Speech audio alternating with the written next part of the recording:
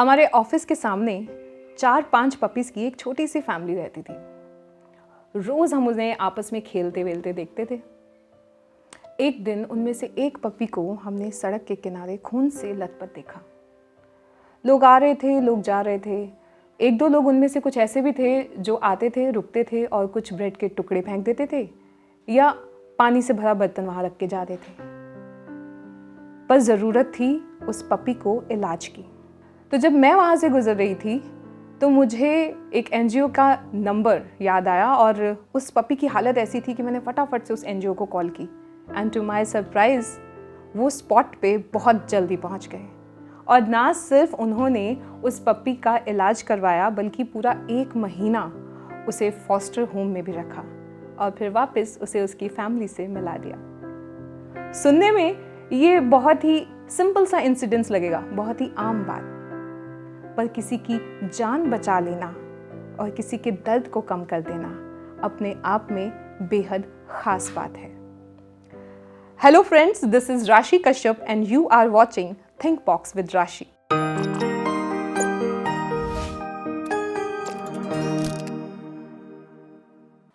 तो आज हम आपकी मुलाकात करवाएंगे एक बेहद ही खास शख्स से, जो है एनिमल प्रोटेक्शन फाउंडेशन के डायरेक्टर शिष्ट बख्शी, जिन्हें दुनिया यूवी सिंह के नाम से जानती है। Hello Yuvi, welcome and thank you so much for coming to our show. Thank you Rashi, और आपका बहुत बहुत धन्यवाद मेरे को आज यहाँ पे बुलाने के लिए। Our pleasure. Animal protection Foundation नाम से ही क्लियर है, बेजुबान जानवरों की सुरक्षा। ये सोच, ये इंस्पिरेशन कहाँ से आई आपको? ये इंस्पिरेशन मेरे को मेरे डैड से आई। हम लोगों ने काफ़ी सारे पेट्स पाले, छोटे से लेके बड़े होने तक, तरह तरह के पाले। इसमें रैट्स भी हैं, पिजन भी हैं, बिल्लियाँ भी हैं, डॉग्स भी हैं, बट स्पेशली मेरा अपना बेबी पेट, मेरा dog, his name is Rambo. अब वो इस दुनिया में नहीं है, लास्ट ईयर। तो he is my real inspiration. बचपन से लेके अब तक हम लोग साथ में खाया, साथ में बैठे, साथ में सोए, हर एक चीज़ साथ साथ में की, और छोटी छोटी बातों से मेरे अंदर एक परिवर्तन आया, एंड जिसको हम कह सकते हैं become an real animal lover. So मतलब आपके अपने पेट ने बाकी जानवरों के साथ आपका प्रेम का धागा बांध दिया? पूरी तरह से बांध दिया, और उसके बाद ये सिलसिला शुरू हो गया। ओके। सो वैसे तो हमारे आसपास हम देखें, एनिमल प्रोटेक्शन या एनिमल को सर्विस देने वाली, उनकी केयर करने वाली बहुत सारी संस्थाएं हैं। बट जैसे कि मैंने अभी बताया कि उस पप्पी को 1 महीना फॉस्टर होम में रखा गया, तो क्या आपकी फाउंडेशन के पास कोई स्पेशल शेल्टर होम है या कोई वेट हॉस्पिटल है जहां इतनी अच्छी फैसिलिटीज़ प्रोवाइड करवाई जाती हैं? अभी तक हमारे पास पर्सनल कोई भी वेट हॉस्पिटल नहीं है, कोई शेल्टर नहीं है। हमारी एक अपनी फैमिली एनिमल लवर्स की, हम लोगों को कोई भी एनिमल मिलता है तो हम लोग एक दूसरे के घर उसको फोस्टर करने की ट्राई करते हैं, और अगर केस कोई बहुत ज़्यादा कॉम्प्लिकेटेड हो तो हम उसको पेड फोस्टर में रखने की भी हमारे पास ऑप्शन है, जहाँ पे हम पे करके एनिमल को वहाँ पे दे सकते हैं। और जब वो ठीक हो जाता है ऑन गोइंग ट्रीटमेंट के बाद, फिर हम उसको उसी के लोकेशन में या तो ड्रॉप ऑफ करते हैं या हम उसको अडॉप्ट कराने की भी ट्राई करते हैं, और जो भी ये भी काफ़ी सक्सेसफुल है। Wow.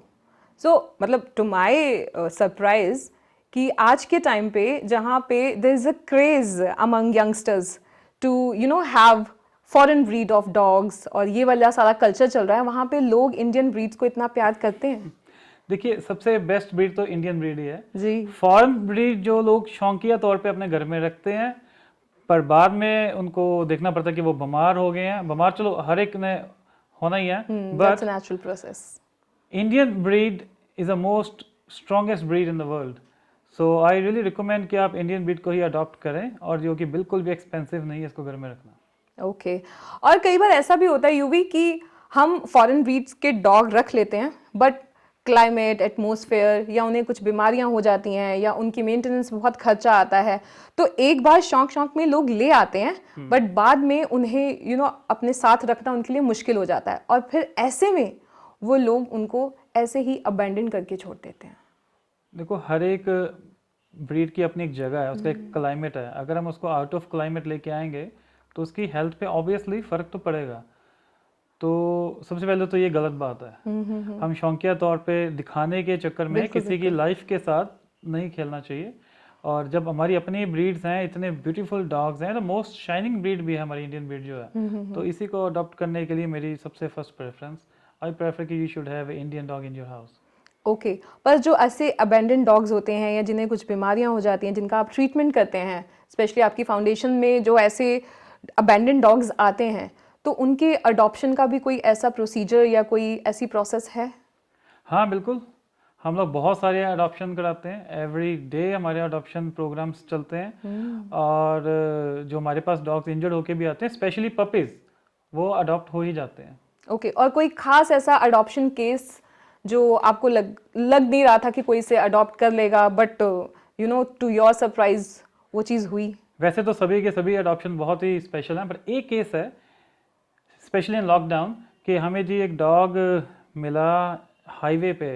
Okay unfortunately he is a blind dog, और वो एक ब्रीड डॉग था, बुजुर्ग भी था। इसकी age I think near about 10 years के आसपास रही होएगी।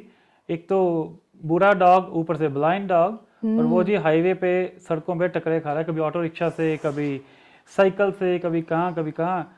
और बड़ा लकीएस्ट पार्ट कि उस दिन हमारा एक मेंबर जो वहाँ से गुजर रहा था, उसके घर में भी एक डॉग है जो ब्लाइंड है, और उसको सिम्टम पता थे इसके।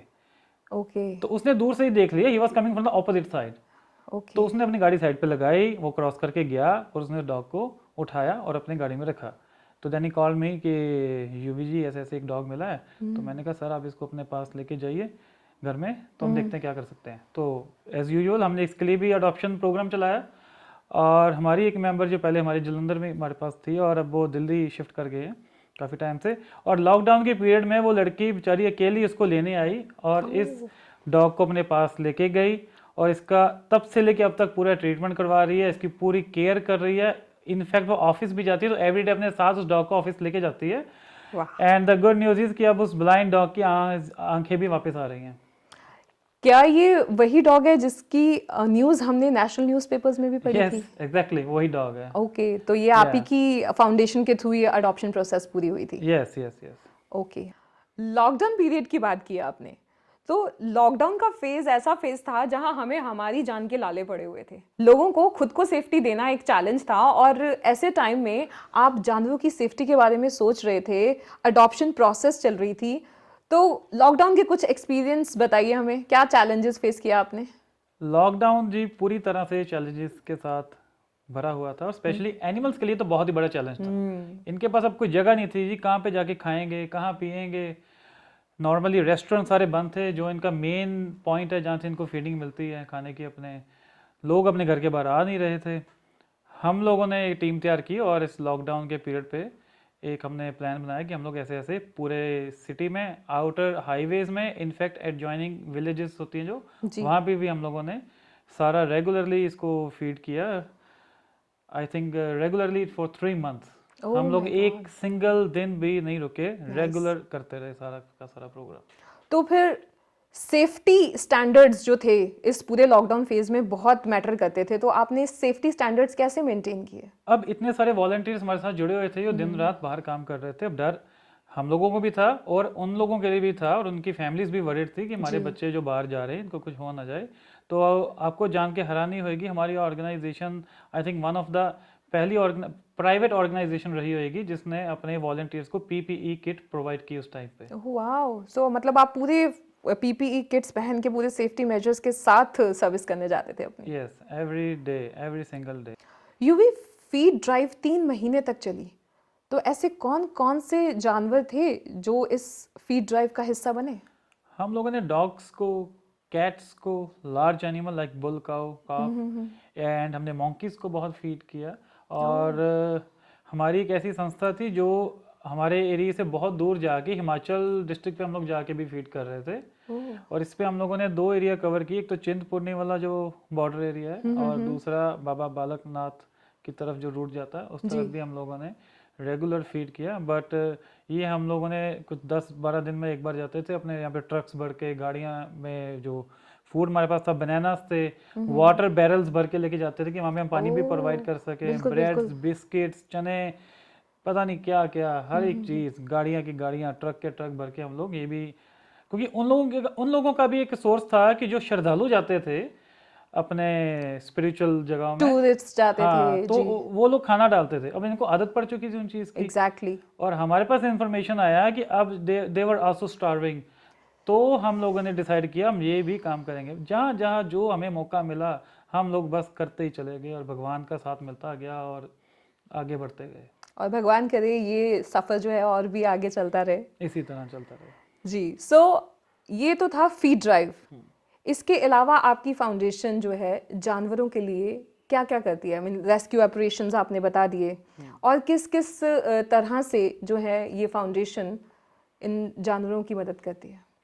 हमारी फाउंडेशन इनको सबसे पहले मेडिकल मुआयना कराती है। किसी भी एनिमल अगर कोई इंजर्ड है या बीमार है या उसको कोई भी प्रॉब्लम है, हम लोग उसको रेस्क्यू करते हैं, पूरा उसका ट्रीटमेंट करवाते हैं। दूसरा हम लोग एडॉप्शन प्रोग्राम करते हैं। जी। तीसरा हम लोग अवेयरनेस देते हैं, एजुकेशन देते हैं लोगों को। ज़्यादा एक्सीडेंट्स ना हो इनकी वजह से हम लोग एक इनके रेडियम बेल्ट्स भी डालते हैं, लार्ज एनिमल को भी और डॉग्स को भी। इसके अलावा हम लोग फ्री मेडिकल कैंप भी लगाते हैं, जिसपे हर तरह का इंसान अपने पेट्स के लिए भी या स्ट्रे एनिमल्स के लिए भी फ्री मेडिसिन हमसे ले सकता है। ओके, सो अपने इन्हीं कैंप्स और कैंपेन्स के बारे में हमारे दोस्तों को और बताइए, किस तरह के कैंप्स लगते हैं, अवेयरनेस कैंपेन्स जो होते हैं, किस चीज़ थीम को रख के आप परस्यू करते हैं? पिछले 2 साल में हमने कैंप लगाया कि एक फ्री डॉग मेडिकल कैंप है, जिसपे कोई भी आए, चाहे अपना पेट लेके आए, स्ट्रे को लेके आए, वही provided free 7-in-1 vaccination to each and every person who came with their dog, as well as हम लोगों ने उस पर एंटी रेबीज भी दिया, full body checkup totally free, and उसके जो भी प्रॉब्लम है डायग्नोज होने के बाद फुल कोर्स मेडिसिन भी हम लोगों ने फ्री दिया। We also gave dry Pedigree and another food है, Drools dog food. Okay, so इसके अलावा आपने बात की रेडियम बेल्ट्स की। रेडियम बेल्ट्स जो आप प्रोवाइड करते हैं एनिमल्स को, स्पेशली आई गेस हाईवेज पे ही उनकी ज़रूरत पड़ती होगी, तो उससे कितना फ़र्क पड़ता है उनकी प्रोटेक्शन में? फ़र्क तो पड़ता है जी। अगर कोई इंसान गाड़ी चला रहा है और उसका किसी लार्ज एनिमल के साथ या स्मॉल एनिमल के साथ एक्सीडेंट हो रहा है, उसके पीछे रीज़न एक ही होता है कि उसको वो एनिमल दिखा नहीं। अब रेडियम बेल्ट्स की वजह से वो जब रिफ्लेक्ट करती हैं तो एक ड्राइवर को भी बचने का मौका मिल जाता है, और इतनी छोटी सी बात से एक पूरी फैमिली की जान बच जाती है।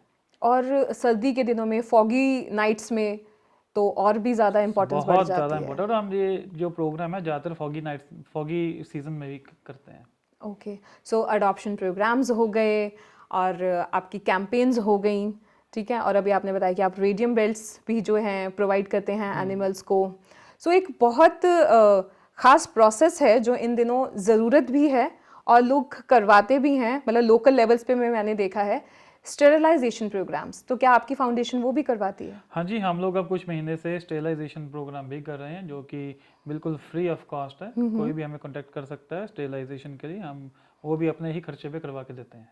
ओके, सो ये सारी की सारी चीज़ें ना सिर्फ रेस्क्यू ऑपरेशन में आए जानवरों को सेव करती हैं, बल्कि उन्हें आने वाली परेशानियों से भी बचाने में हेल्प करती हैं। That's a very nice thought. Yuvi radium belts of course foggy nights में बहुत हेल्प करती हैं, है ना? तो आप रेडियम बेल्ट्स प्रोवाइड करवा रहे हैं, आपने अडॉप्शन प्रोसेस स्टार्ट की हुई है, और भी बहुत तरह से आप जो है एक्टिव हैं एनिमल की सेफ्टी को लेके।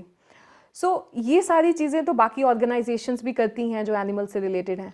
तो आपके कैंप्स, जो आपके कैंपेन्स होते हैं, वो उनसे कैसे हट के हैं?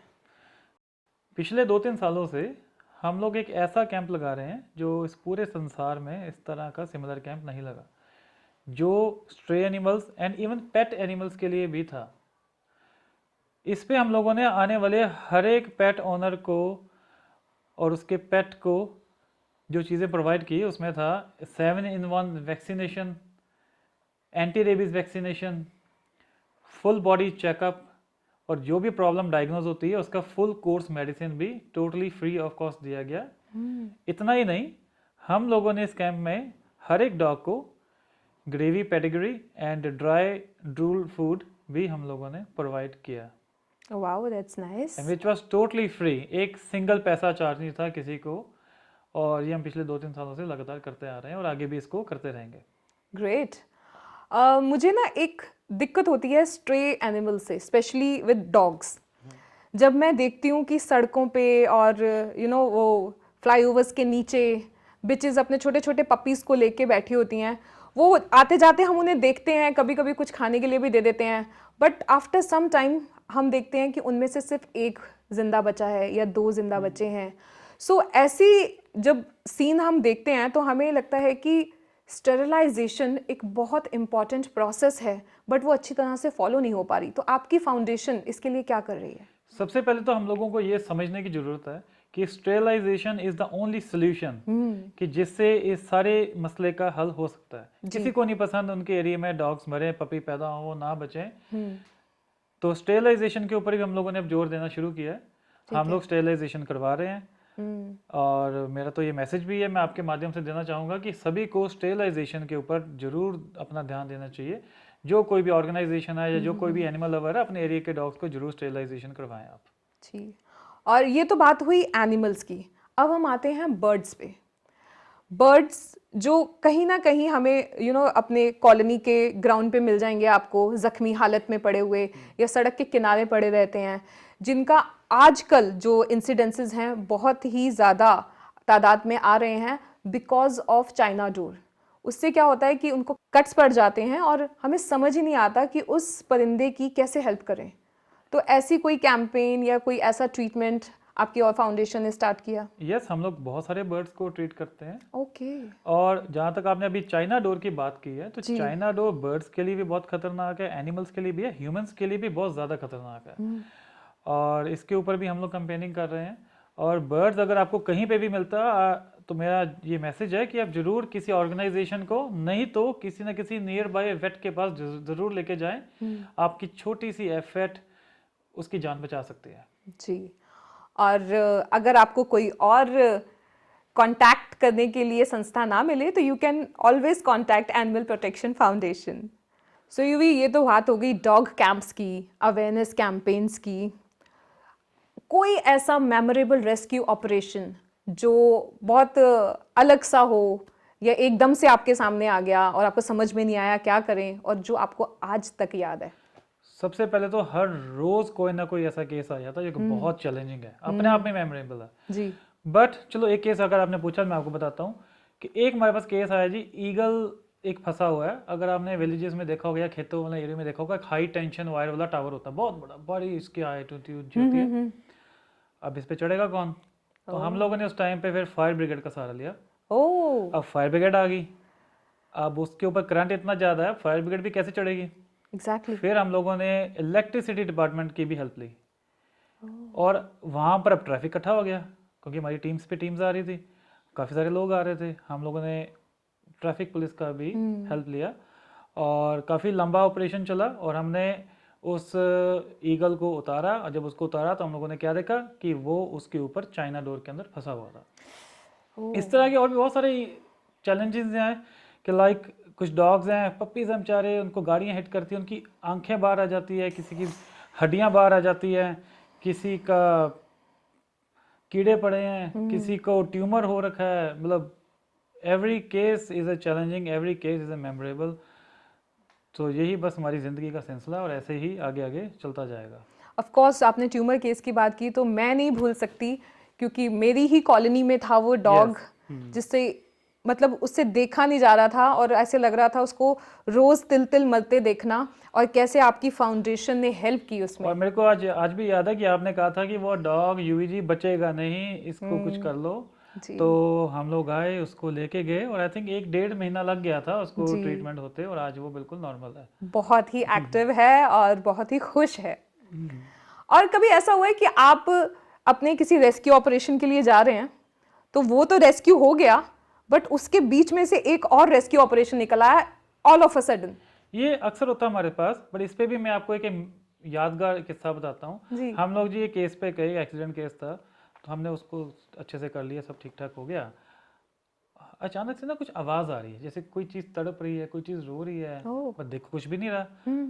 और थोड़ी सी छानबीन की और देखा एक घर के बाहर किसी के एक डंप है छोटा सा, और उस कूड़े में हम में से आवाज़ आ रही थी। हमने जब उसको क्लियर किया तो उसके अंदर हम क्या देखते हैं कि 1-2 छोटे छोटे चूहे के बच्चे वो तड़प रहे हैं, और वो चूहे के बच्चे किसी नोटबुक के अंदर हैं। Glue book?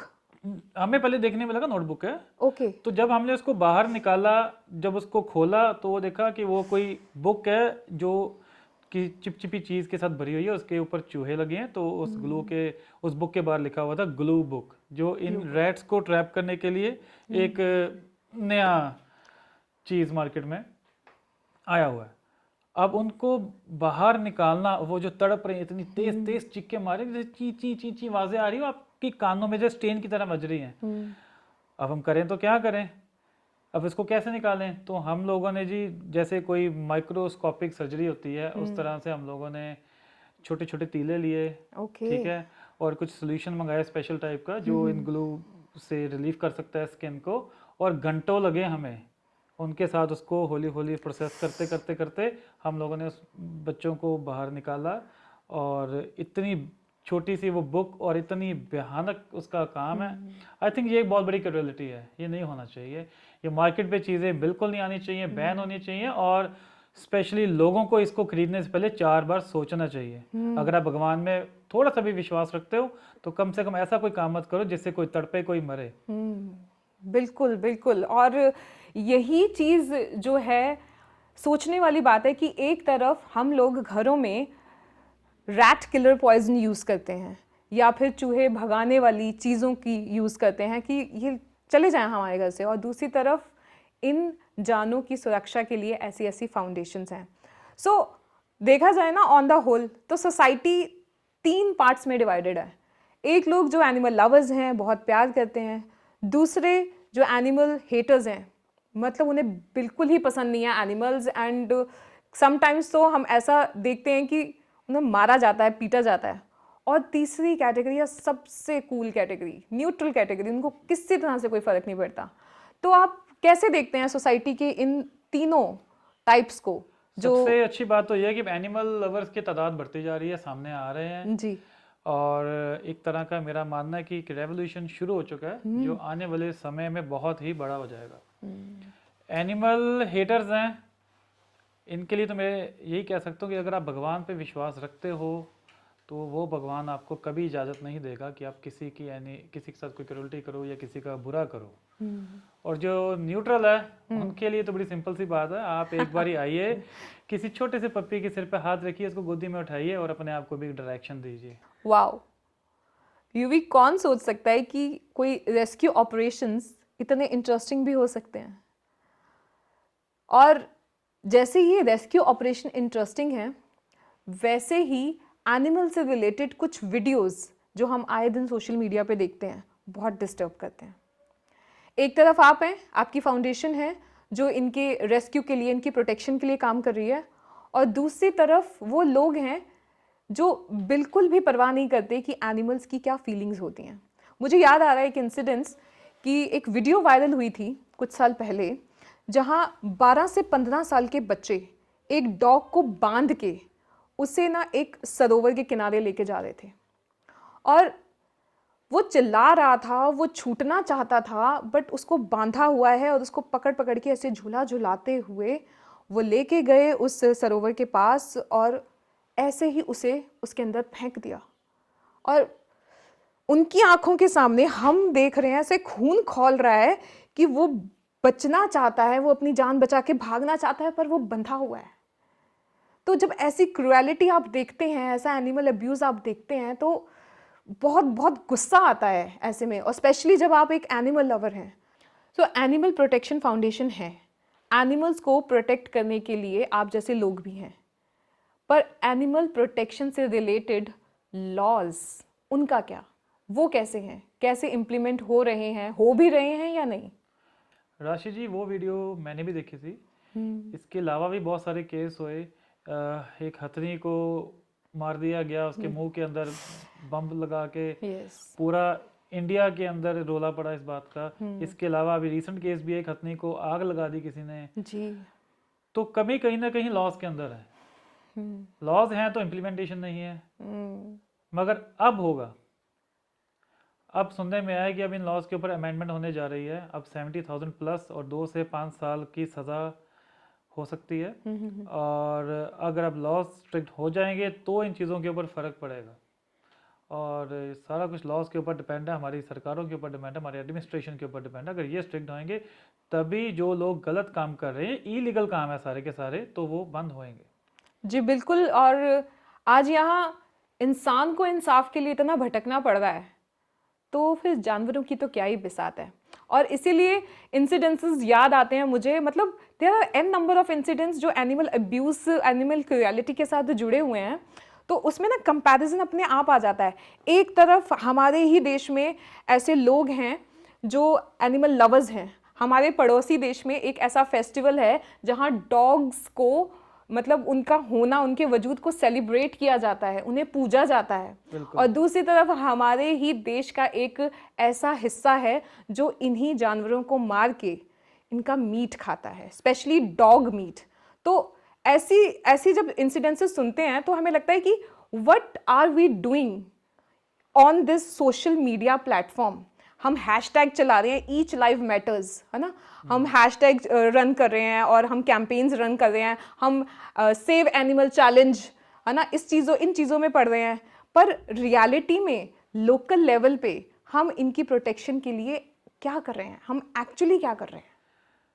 आप बात कर रहे हो नागालैंड की, मगर अब तो नागालैंड में भी जो डॉग मीट है वो बैन हो चुका है, पर इम्प्लीमेंटेशन होनी सबसे ज़्यादा इंपॉर्टेंट बात है। जी। ठीक है। दूसरी बात, नेपाल में डॉग्स का फेस्टिवल सेलिब्रेट किया जाता है। जी। और लॉज की बात करें तो लॉज तो इतने ज़्यादा है, अब उसकी इम्प्लीमेंटेशन नहीं है। अब एक डॉग किसी एरिया में है, अब उस एरिया के लोगों को वो डॉग पसंद नहीं है, और हमारे एरिया में डॉग है, ये पीछे पीछे भागता है, ऐसा करता है। अब लोग क्या करते हैं, उसको पकड़ते हैं, उठा के किसी और लोकेशन पे छोड़ आते हैं। मैं उन लोगों को ये बताना चाहता हूँ, और जिन एनिमल लवर्स को नहीं पता उनको भी ये पता होना चाहिए कि आप किसी भी डॉग को उसकी लोकेशन से उठा के कहीं और लेके जा रहे हो, ये एक इलीगल चीज़ है। और इसके ऊपर हमारे कानून, हमारे इंडियन जो पेनल लॉ है, इसके ये अगेंस्ट है चीज़। और आप ना डॉग को उसकी जगह से लेके जा सकते हो, आप डॉग को डंडा नहीं मार सकते, आप पपीज को उसकी माँ से अलग नहीं कर सकते। तो ये सारी चीज़ें हमें पता होनी चाहिए।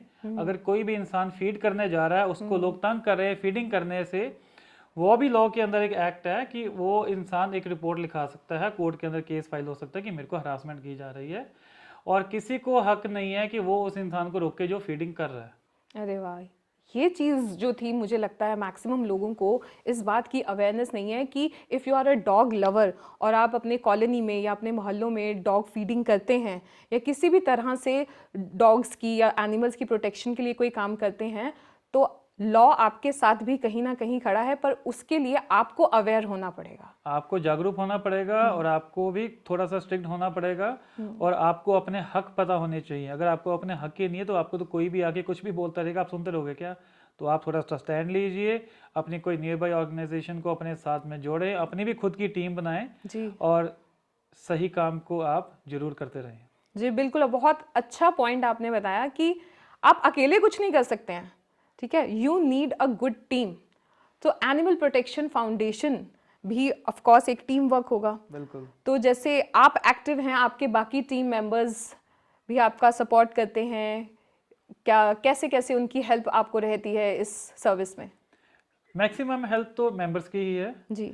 मैक्सिमम काम जो है हमारे वॉलंटियर्स ही करते हैं। हमारे ग्रुप में बहुत ही सीनियर लोग हैं, और जिसमें हमारे एडवाइजर्स हैं, डॉक्टर्स हैं, वॉलंटियर्स हैं, हमारे जसप्रीत मैम हैं जो कि सारा का सारा हमारा एडमिनिस्ट्रेशन देखते हैं, और हमारे रेखा मैम हैं, निधि पुरी जी हैं, एंड हमारे डॉक्टर अमर हैं, मिस्टर गुरतेज हैं हमारे वॉलंटियर्स में, और कार्तिक जोशी है जो सारा दिन यहाँ वहाँ जाके डॉग्स को रेस्क्यू करके लेके आते हैं, मिस्टर हनु हैं, तो मेरी वाइफ भी इसको लगी रहती है सारा दिन ये सब करने।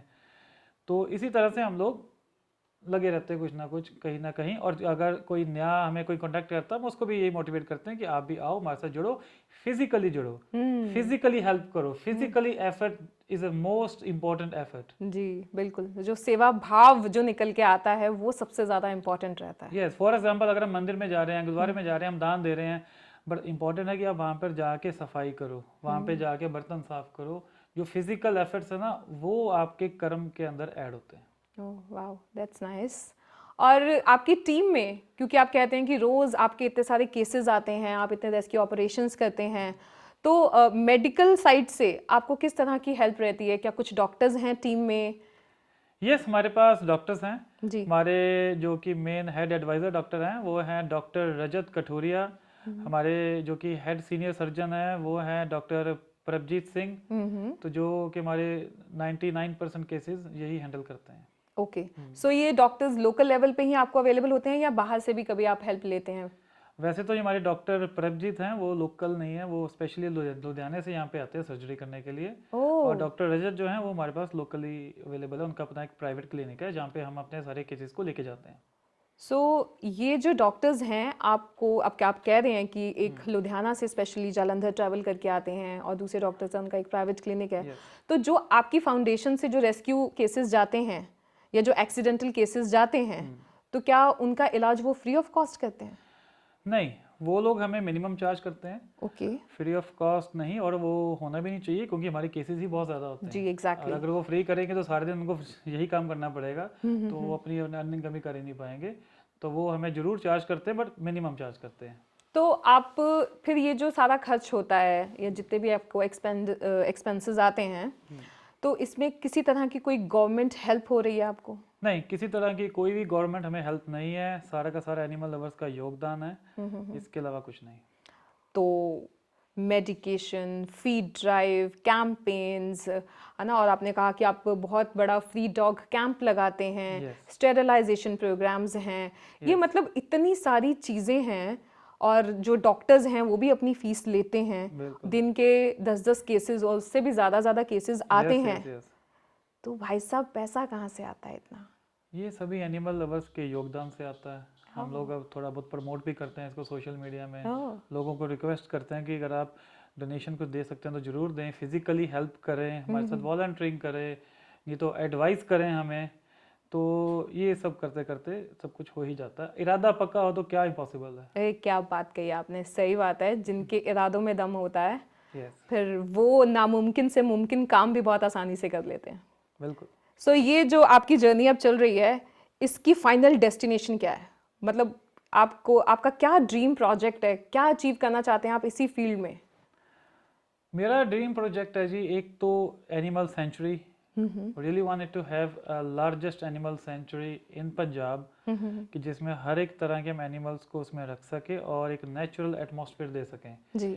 इसके अलावा मैं ऑब्जर्व करता हूँ कि अगर किसी डॉग की डेथ हो जाती है, जिनके पास जगह नहीं है उनको दफनाने के लिए, या अब उनको पता नहीं है कि अब हमारे डॉग की डेथ होगी, अब वो उनके साथ इतना अटैच है तो वो उसकी बॉडी को भी एक पूरा रिस्पेक्ट देना चाहते हैं, उसको बड़ी respect, but they do not have any option कि करे तो क्या करे। तो ये लोग कभी किसी प्लॉट पे जाते हैं या कहीं बाहर जाके इसको कोशिश करते हैं दफनाने की। उनको करना क्या पड़ता है, चोरी छिपे, कोई देख ना ले। अगर कोई देख लेगा कि आप किसी के प्लॉट पे किसी एनिमल को दफना रहे हो तो वो आ जाएगा आपके साथ लड़ने के लिए। तो बहुत शर्मिंदगी बड़ा ये एहसास है, और इसको ये ऐसा ना हो इसलिए हम लोगों का एक प्रोजेक्ट है कि आने वाले समय में हम क्रिमेशन हॉल्स भी बनाएंगे, जो लास्ट रिचुअल सेंटर्स होते हैं। लास्ट रिचुअल सेंटर बनाने का हमारा पूरा प्लान है, कि जिनसे वो लोग जो अपने डॉग्स को एक रिस्पेक्ट देना चाहते हैं, श्रद्धांजलि देना चाहते हैं, वो दे सकेंगे। Okay, so what are your plans in the year 2021? 21 में हमारा प्लान है कि हम लोग एक खुद का शेल्टर खड़ा करेंगे, एम्बुलेंस सर्विस शुरू करेंगे, और animal ambulance service. Yes, 24 hours available animal ambulance which will be available all over the city, even outer city, और उसी के अंदर ही पूरा मेडिकल फैसिलिटी भी अवेलेबल होगा। Sounds interesting. मतलब मैंने तो देखी नहीं है, बट मुझे सुन के इतना अच्छा लग रहा है कि एनिमल्स के लिए, मतलब ह्यूमन एम्बुलेंस तो हम सुनते आ रहे हैं, देखते आ रहे हैं, बट एनिमल्स के लिए एम्बुलेंस, मतलब क्या विजन है आपका। और ये सारी की सारी जो आपका ये पूरी की पूरी प्लानिंग्स हैं, विजन्स हैं, ये सारी चीज़ें आप जो कर रहे हो निस्वार्थ भाव से कर रहे हो और कितने सालों से कर रहे हो, तो इसके बदले में कोई अवार्ड, कोई रिकॉग्निशन या कोई एप्रिसिएशन मिला आपको? यस, एवरी डे हर पल अवार्ड मिलते हैं हमें। जितने भी एनिमल्स हैं उनकी जब वो पूंछ, उनकी टेल ऐसे वैगिंग करती है ना, तो हमारे लिए सबसे बड़ा अवार्ड है। तो इससे बड़ा अवार्ड क्या चाहिए। दूसरा, जो हमें ब्लेसिंग्स मिलती हैं सभी लोगों की, एनिमल लवर्स की, ये सबसे बड़ा अवार्ड है। इसके अलावा जो हम काम कर रहे हैं, भगवान हमसे बहुत खुश है, ये सबसे बड़ा अवार्ड है। अवार्ड की तो लिस्ट ही बहुत लंबी है, इसको तो छोड़ ही दो। और यही अवार्ड्स और यही प्यार है जो आपको अभी तक चलाए जा रहा है। Yes yes. ओके, सो एक और बहुत बड़ा मुद्दा है, इंटरनेशनल लेवल पे तो इसे कई बार उठाया गया है, पर हम ज़्यादातर इससे बचते ही रहते हैं। वो है एनिमल लेबर का। जब हम बड़ी बड़ी टूरिस्ट डेस्टिनेशंस पे जाते हैं, या पहले सर्कस का कल्चर होता था, अभी भी हैं काफ़ी सर्कस के, मतलब सर्कस एज टूरिस्ट डेस्टिनेशंस पे जाते हैं तो बहुत सारे एनिमल्स होते हैं जिनके साथ ना हमें वो फ़ोटो क्लिक कराने का क्रेज़ रहता है। सर्कस होती हैं, वहाँ पे एनिमल्स को ट्रेनिंग के नाम पे टॉर्चर किया जाता है ना, और वहाँ पे भी हम जाके वो सेल्फी लेते हैं कि मैं डॉल्फिन के साथ, या मैं हाथी के साथ, या मैं शेर के साथ फ़ोटो खिंचवा रहा हूँ। तो ये चीज़ देख के बड़ा दुख होता है। बहुत बड़ी दुख वाली बात है ये। टॉर्चर ही नहीं होता, बहुत ब्रुचुअल टॉर्चर होता है। सिर्फ डंडे से नहीं मारा जाता, जब तक वो एनिमल्स उनकी बात नहीं मानते उनको करंट दिया जाता है, और जब तक वो उनके जो इशारे हैं उनके ऊपर एनिमल उनका वर्क नहीं करता तब तक उनको करंट देते हैं, जब तक वो उनके साथ ट्रेन पूरी तरह नहीं हो जाता। और अगर को एनिमल ने अगर सर्कस के दौरान अगर कोई गलती कर दी या कुछ कर दिया तो उसको बहुत बुरी तरह से बाद में ट्रीट किया जाता है। ये बात आपको पता होनी चाहिए। और जो हम लोग देख रहे हैं इंटरनेशनल लेवल पे कि कोई डॉल्फिन है या कोई सील है जिसके साथ आप फोटो खिंचा रहे हो, वो भी आपके साथ पिक्चर खिंचा रही है, आप बड़े स्माइलिंग फेस के साथ लगे हुए हो, कभी ध्यान से उनकी आंखों में एक बार आंखें डाल के देखना, या अगर आपके पास कोई पुरानी पिक्चर है तो भी उसी में चेक कर लेना, तो उसकी आंखों में आपको कोई खुशी नहीं दिखेगी। एग्जैक्टली आपकी आंखों में खुशी होगी उसके साथ फोटो क्लिक करवाने की, पर उसकी आंखों में सिर्फ दर्द और लाचारी ही नजर आएगी, अगर आप वो दर्द और लाचारी देखना चाहते हैं तो। बिल्कुल। So animal labour, animal cruelty, animal abuse और एनिमल प्रोटेक्शन, इन सब की बातें हमने कर ली। ये वो चीज़ें हैं जो सोसाइटी का पार्ट हैं और ये चलती ही रहेंगी। ज़रूरत है माइंडसेट को चेंज करने की, और माइंडसेट तभी चेंज होगा जब ये जो दो कैटेगरीज है ना, एनिमल लवर्स और एनिमल हेटर्स, इनके बीच की दूरी खत्म होगी। तो आप क्या मैसेज देना चाहते हैं ऐसे लोगों को भी जिन्हें एनिमल्स के होने ना होने से कोई फ़र्क नहीं पड़ता, या जिन्हें एनिमल से बहुत नफरत है, या आप जैसे लोग जो एनिमल से बेहद मोहब्बत करते हैं? एनिमल लवर्स तो चलो अपना काम कर ही रहे हैं जी, बस अपना काम और प्यार से करें, लड़े झगड़े ना। और जो लोग लड़ रहे हैं झगड़ रहे हैं, एनिमल हेटर्स हैं, एक बारी आप अपने आप को बदल के तो देखो, एक बारी आप प्यार से बात करके तो देखो, एक बारी इनको खाना डाल के तो देखो, इनके सिर पे हाथ लगा के तो देखो। आप भी कन्वर्ट ना होगे तो फिर मेरे से बात करना आप। ओके।